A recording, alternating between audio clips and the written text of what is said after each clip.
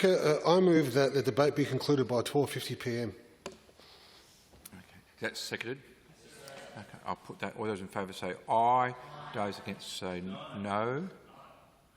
That's okay. You can say no. I call it for the ayes. Member for Moriata. Thank you, sir. The first guillotine moved by the government in this parliament notwithstanding, the opposition is disappointed in that. It comes hot on the heels of the opposition having been advised earlier this morning that there were no surprises today. And when we specifically asked, and then standing order suspended, and here we are. I won't dwell, but I reflect. No surprises this morning, says the government whip. So by the mode of semantics that the government has moved to suspend standing orders at 12 p.m, we reflect on this motion, the character that has been the spirit of the debate on the matter in question all week. We asked questions in question time last week about the university merger proposition, and we come to the idea with an open mind. But the way in which the debate was carried, the JFK impersonations in the parliament last week wasn't helpful. The manner in which the announcement was made with a drop to the advertiser on Saturday night, full credit to the advertiser. A lot of people read them. I can understand why the government would want to consolidate their front page with the announcement. But having had no opportunity for anyone else to contribute and consider the matter over the previous 6 months due to the lack of information provided, it was within that vacuum of information that the government then came out on Sunday morning and the Premier said, delay is denial, quoting Martin Luther King this time, quoting Martin Luther King Jr. this time, in saying that there will be absolutely no consideration by the government of any course other than that which they had charted, for which they had not yet provided evidence of its benefits, and in the vacuum of information, a range of members of parliament, including, I think, all of the crossbenchers in the upper house and the Liberal Party, confirmed that actually it would be a suitable proposition for this considerable expenditure of government money, for this radical change to the way in which two of our most significant institutions have operated for, in one case, well over 100 years, should be subject to some scrutiny. An opportunity to expand upon the scant information that had heretofore been provided. A very high-level summary of what a university of the future might look like, released in March, and a 19-page transition case released on Sunday morning, which provides a level of information, but not enough information on which to base one's decision on whether the legislation that is yet to be seen should be advanced. The opposition, in presenting our desire for a committee, which certainly, judging by their media statements, was suggested by the Honourable Robert Sims and supported by the Honourable Frank Pangallo and SA Best. My understanding is that One Nation are also supportive. I could be mistaken. But nevertheless, the Premier changed his tune on Monday and said he would support a committee. My understanding is the Premier approached the Greens to talk about their terms of reference. I think other members of Parliament had too. There's been discussion around the building about what a parliamentary committee might look like. And yet the first time that the Labor Party has seen fit to engage with anyone outside of its own caucus on the motion we're debating today is when standing orders were suspended some 16 minutes ago. As far as we're aware, the opposition has not been advised of this. The opposition is being asked to take a position. And we hear the arrogance of the government, which has characterised the whole thing. The member for Mawson has decided to turn up to Parliament today, shout across the chamber, when the government is asking for our support for something, that they are seeking our support on legislation, providing an avenue to consider the matters that we've raised in the public domains. And the member for Mawson continues to shout, sir. It's characteristic of the way the Labor Party has been operating all week. If the Labor Party were fair dinkum about getting a cross-partisan support for the proposition at hand, then the Leader of the House wouldn't be shouting across the chamber right now.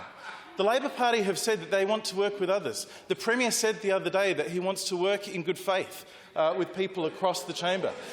He said that anybody who wants to look at the opportunities for South Australia, he would be happy to work with. The opposition has only ever said that that's what we want to do.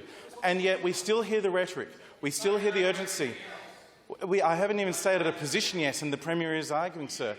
He's shouting across the chamber, sir, and this is characteristic of the nature of how he's been presenting himself. It doesn't help his case. Members on my right, the Deputy Premier was heard in silence. I think the member for Moriata deserves that respect too. Thank you, sir.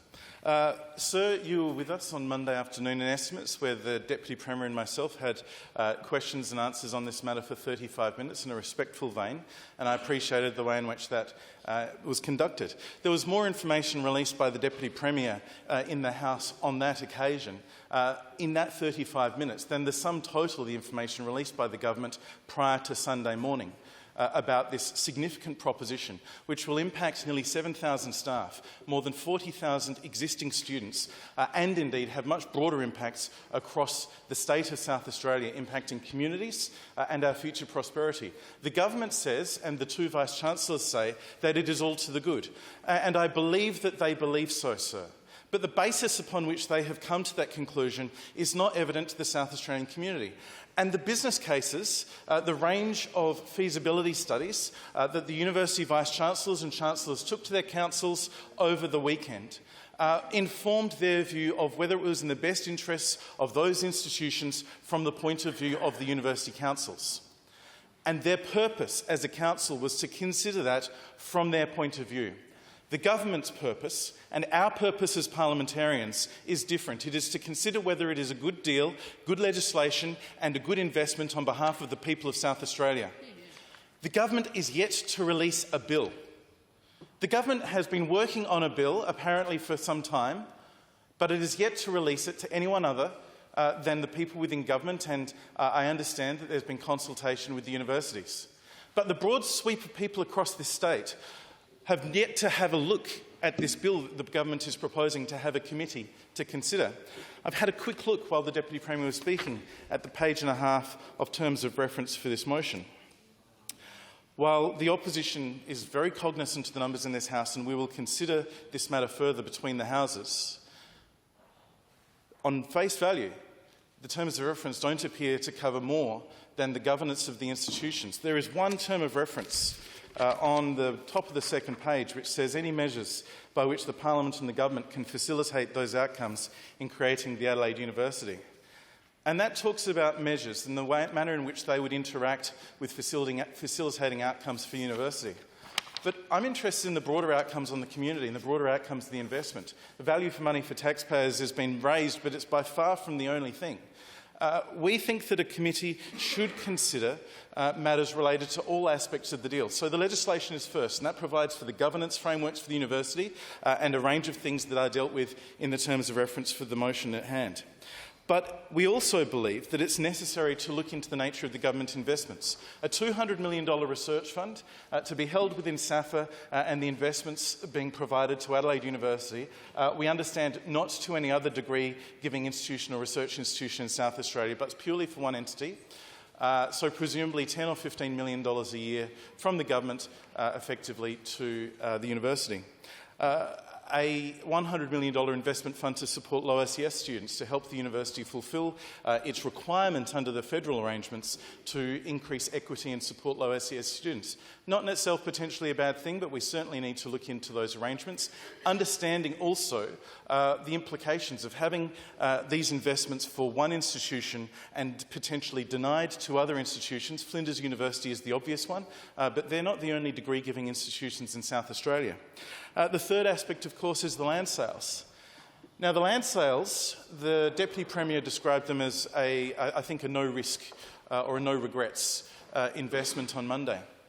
She says that because the value of the land will sit on the Treasury books, and so it won't affect the budget bottom line. We will exchange money for something that looks like money as far as the Treasury balance sheet is concerned. But is it really? Because we're proposing to have an investment at Mawson Lakes for land that the government, as far as I'm aware, doesn't have a purpose for using. And indeed, the investment at McGill is very significant, $60 million for pieces of land in the member for Hartley's electorate and in my electorate, sir, which community open space at the moment with a childcare centre, a swimming pool, sporting grounds usage. Indeed, the university itself is using it. The government made use of those facilities not a month and a half ago, or 2 months ago, when it was used to house the Morialta Secondary College students for the first month of their schooling experience because the building wasn't finished. There are a wide range of uses for the community at the moment in that space, and there's an extraordinary biodiversity component through where the creek runs through. There are a lot of questions to be asked. Now, the Deputy Premier said that for 10 years, the western side of the road would continue to be owned by the government, operated by the university for as long as they needed, and no changes there. That would give time to master plan. What would be the nature of that master plan? Certainly, I think we need to have some understanding there before we're capable of moving forward with an understanding. As I understand it from the Deputy Premier, she's proposing that there would be development on the eastern side of the road in my electorate sooner than that. Now, there's been significant development in that area. There are enormous traffic issues. There are enormous infrastructure issues more broadly. We've recently had to build a new school to cater for the student population that's already there. There are questions to be asked. These aren't reasons necessarily issues that can't be resolved and satisfactory solutions can't be come at. But they're not captured by these terms of reference. And indeed, to inform any credible or sensible party looking at taking a position on these matters need to be considered. We asked about the $30 million investment that's proposed for international students. Indeed, we didn't ask about it because I think the Deputy Premier identified in her statement that there was more work to do on how that would be used. These are matters that should reasonably be considered by a parliamentary committee for us to come to a reasonable point of view. And then we come to the question of the information that has informed the decisions. Now, obviously the universities are going to have some information that they would want to redact from the public release of any documentation. That's understood, but we would ask the universities, as I've done in person, for them to consider releasing as much as is humanly possible, because it is necessary for lawmakers who are seeking to change legislation to take into account every bit of information that will help inform whether it is in the best interests of our community as well as the institutions. We need this committee to consider impacts on students and staff, and certainly there's been some commitments given, and they sound like good commitments, but they do need to be tested, sir, and we're uncertain from the information that's been provided whether the government has done any of that testing. I don't want to go into the back and forth of the politics of the other day in relation to reading business cases, other than to say that I remain extremely concerned that there's been no attempt by the government to release any information about analysis that it has done to inform their decision to invest $440 million of taxpayers' money, or indeed, beyond the fact that the Premier says that it is a good idea and the Deputy Premier has some arguments, which I'll take on face value that she believes, but have not been backed up by evidence presented or analysis done by an independent body. I bring back to the point. The government had an election commitment to have a commission. It would have been a natural thing had that commission been established, so on the 1st of July last year, around the time I was asking the Deputy Premier further questions about it in estimates last year, it would have been a thing that that commission could have considered at length. That commission could have considered, indeed, not just whether it was in the interests of the universities, but whether it was in the interests of the community. Because the government has come at this since the second half of last year with a proposition not that we should research whether or not this is a thing we should do, but on the assumption that this is a thing that we should do, and then how do we get the university councils to agree to it? And the university councils have obviously taken into consideration in their business cases, in their summaries, in the documents that have been considered on the weekend, the government's investment, because it de-risks for the universities all of the matters that they may have been concerned about in relation to coming to a merger. So they've made their decision on the basis of the government's investment that has been proffered. These investments were not put into an election. They were not taken to the people of South Australia to be the arbiter. So there must have been some process by which Cabinet determined that $440 million should have been spent in this way.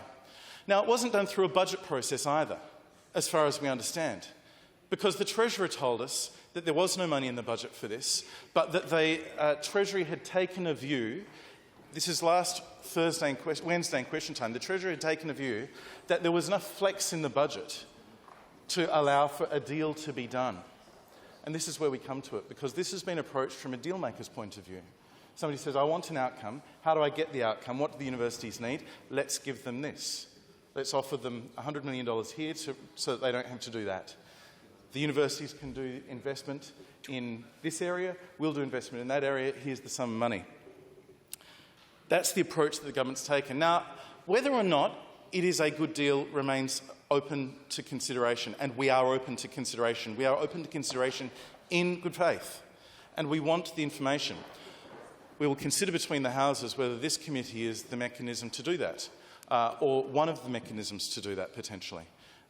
We haven't had a chance to consider this because it was, as I say, presented about 10 minutes before I stood on my feet today, sir. I will comment on the relation to the issue of timing.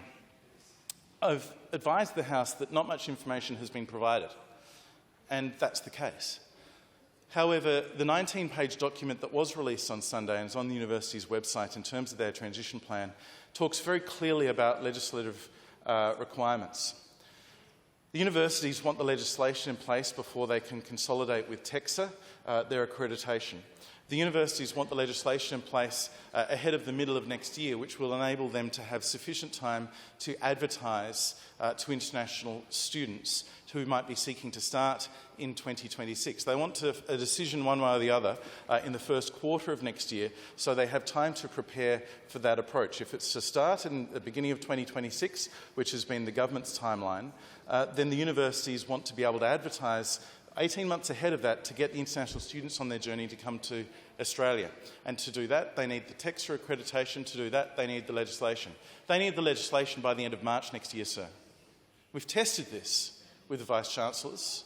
I tested it with the Deputy Premier on Monday, and her argument as to why the end of March was not optimal from her point of view was that she thought that the Parliament might potentially take longer.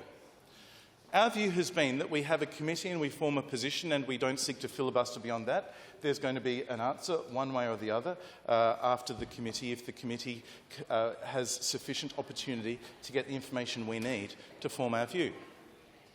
The Premier and the Deputy Premier have clearly determined that the committee needs to report by the 17th of October. So depending on what the Legislative Council do, that sounds like a 3-month inquiry. Indeed, less than that, sir. If it were passed today, it would be a 3-month inquiry. The Legislative Council doesn't make a habit of passing things in one day that they were told about at 12:01 p.m. On that day. So when Parliament comes back, we're talking about effectively a 6-week inquiry, thanks to the extraordinarily long winter sitting break that the government has chosen to provide. An extraordinarily long time between sittings. That doesn't strike me on the face of it as sufficient time. And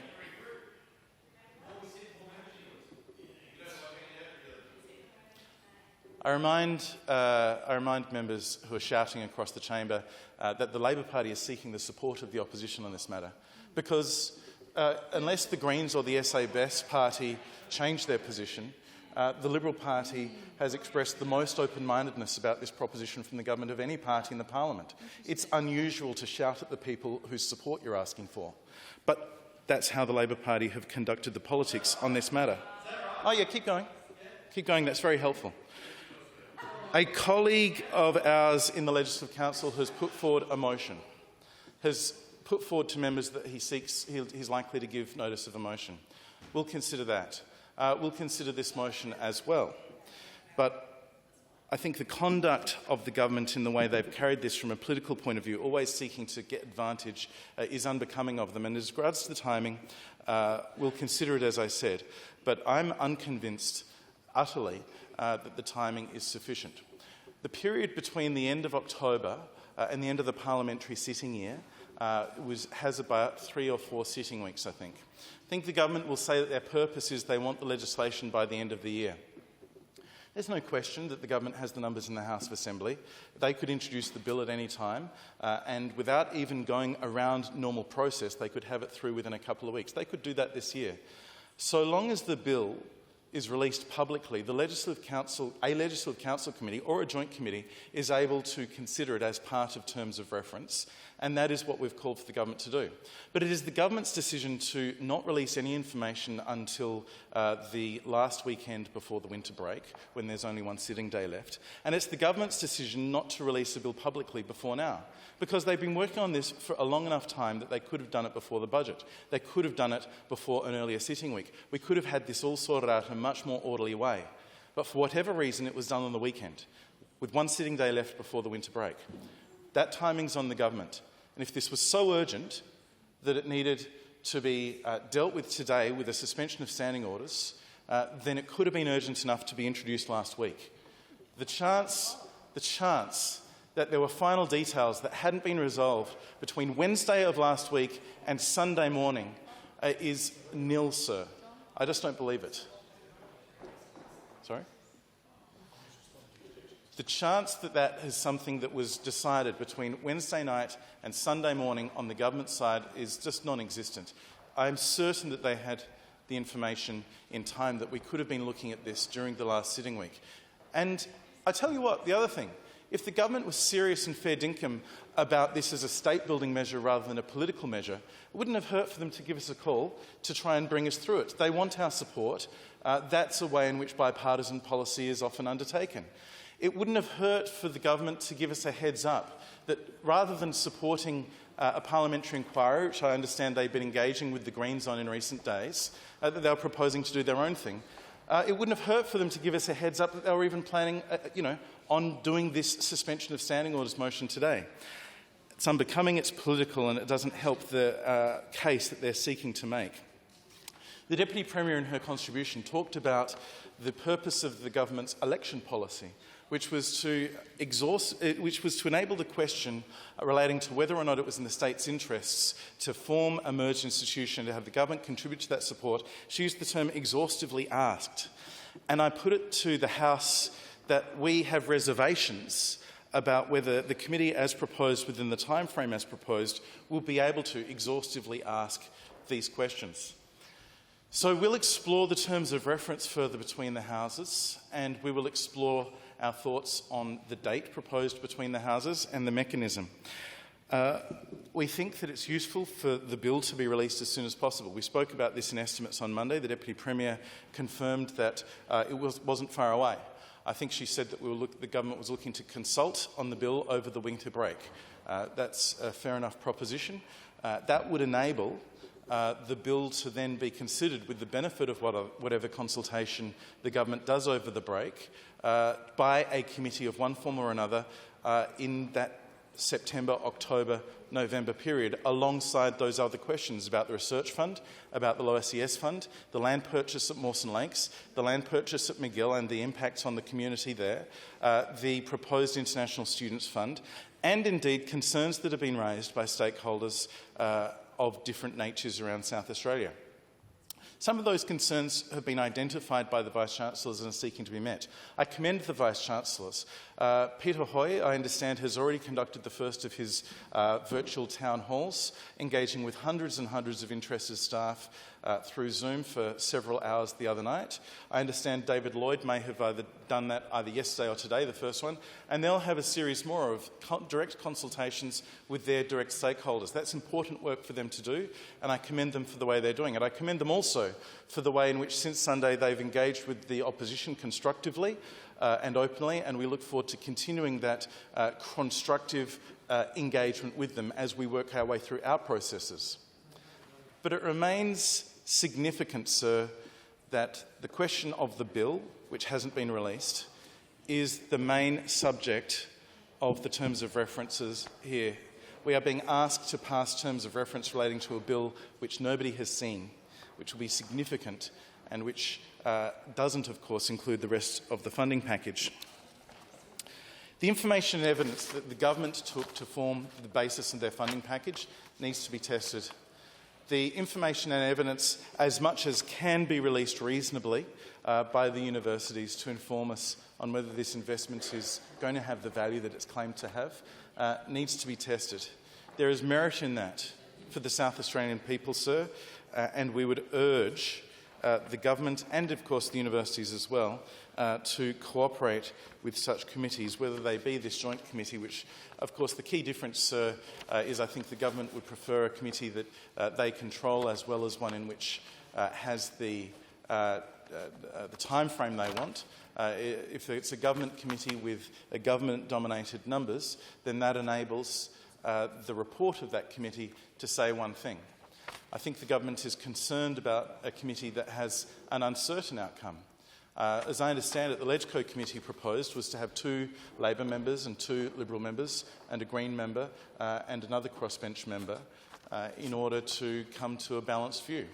The composition of that committee, the question remains unresolved because there are people with strong views either side of the debate and there are people in the middle with open minds under that composition. That would be a genuine inquiry where the composition of the committee itself would not necessarily have a predetermined outcome and use the committee in order to form the bulwark of their argument to achieve that predetermined outcome. So there's something to be said for having a committee of that nature.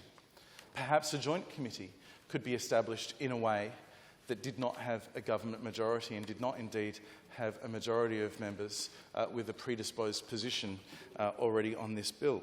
That's something that the opposition would take into account between the chambers. So, with that said, I express my disappointment that the government has conducted itself in this way. I reiterate that the opposition is open-minded about the prospect. I urge the government to do several things. I urge the government to release the bill as quickly as possible. I urge the government to take into account the way in which I have described their conduct, because it doesn't need to be a partisan debating point every time this issue comes up.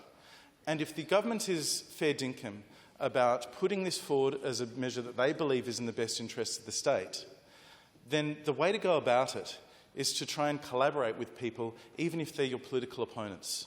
Because it is Labor's political opponents that they're seeking to convince on this argument, and they've made no effort to do so. Every single step of the way this week, they've sought to shut out the opposition, and the various posturing has been directly unhelpful to the outcome. So we won't oppose this motion on this occasion. We'll reserve our rights between the chambers to consider this motion, which we are now just reading for the first time.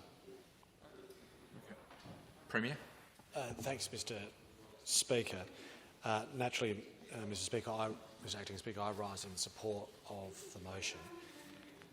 And I take this opportunity less to speak to the merit of the university or the new university policy proposition more broadly and speak to the question that is before the House, and that is around the establishment of a committee. Notwithstanding the Deputy Leader of the Opposition's contribution to this debate most recently, I can assure the Deputy Leader of the Opposition and the Opposition more broadly that at the heart of this proposition is a joint committee that reflects the gravity and the significance of the legislation and the proposition more broadly. It is a truly historic event to have these 2 outstanding institutions to come together in conjunction with the government to formulate a view that it is in the state's best interest for a new university to be created. Those universities have done that separately to each other, but also together and also in conjunction with the government. It is a big deal. It is historic. And the Deputy Leader of the Opposition, who echoes the remarks of the Leader of the Opposition, are right to say that any proposed bill, along with the proposition more broadly, deserves scrutiny. The Deputy Leader of the Opposition would be well aware of the raw volume of work that has been undertaken to get us to this point. And that is work that has had to be done between the the various parties and been done in an iterative process that in many respects has had to be done with confidence, because there are negotiations and discussions that have been occurring on a without prejudice basis. That is standard operating procedure, particularly for something of this magnitude and size. But none of it would come as a surprise, sir, because this has been a stated public policy objective of the Parliamentary Labor Party going right back to 2020, when this policy was first announced in full public view on the front page of the Adelaide Advertiser. And ever since then, the government has Are you interjecting? Right. The government has adhered to our policy objective, and we continue to pursue it accordingly. Order. Now that The Premier has the floor. The next person who speaks out of order will be leaving the chamber. Out of the chamber under what was the rule? 136. 137. Yeah, that's fine. He even knows what crime is. Until 12:50. So, having now, as the Deputy Leader of the Opposition is aware, a historic agreement was reached in December last year, and we stated at the time there would be a lot more work and discussion to occur between the various parties between then, and we set a timeline on the 1st of July. That timeline has been complied with. We're now in a position to be able to release all of that information as much as we reasonably can in the public realm, and it strikes us, sir, as a eminently reasonable proposition to use a parliamentary inquiry as a vehicle to achieve that. In our view, a joint House committee is a good option because, of course, a joint House committee affords none other than the Shadow Minister for Education and the Deputy Leader himself the opportunity to be on that committee, which he may or may not choose to do. The sincerity of the government's position in respect to affording a genuine parliamentary inquiry is underpinned by the fact that we are not seeking to have a majority on the committee. Sir, I'm happy to say that we are open-minded to a non-government chair of the Joint House Committee, should the Parliament resolve that that's what it wants to establish. We simply, as a government, are seeking for a thorough examination to be done on an objective, evidentiary-based basis, and also done in a timely way. And the terms of reference that the Deputy Premier has collated seek to be as broad in scope as one could possibly hope to allow for the full remit of questions that might be applied to this proposition to be accounted for, along with consideration of the legislation or the bill itself. The government is happy to commit that once the bill is in its final draft form, which we anticipate to be in around about a fortnight's time, that bill will be furnished to the committee for thorough scrutiny.